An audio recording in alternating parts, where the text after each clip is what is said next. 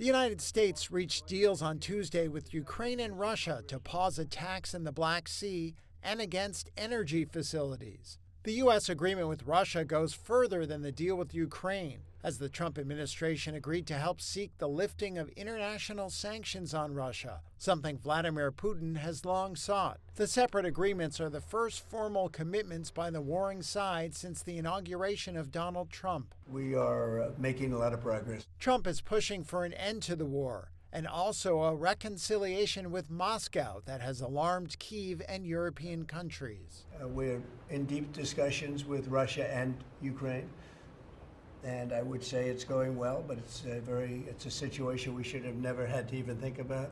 Should have never happened. The Kremlin said the Black Sea agreements would not come into effect unless links between some Russian banks and the international financial system were restored. Ukrainian President Volodymyr Zelensky said this was untrue and that there was no requirement of sanctions relief for the deals to come into force. But Trump told reporters his team was considering the conditions Moscow laid out. They will be looking at them, and we're thinking about all of them right now. There are about 5 or 6 conditions. We're looking at all of them. Kyiv and Moscow both said they would rely on Washington to enforce the deals, while expressing skepticism that the other side would abide by them. Here's Zelensky.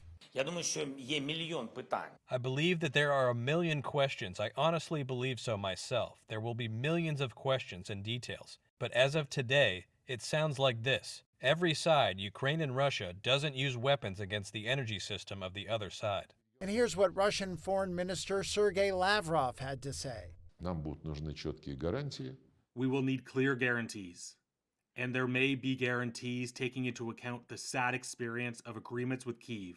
Guarantees may be only the result of a direct order from Washington to Zelensky and his team to do this and not any other way.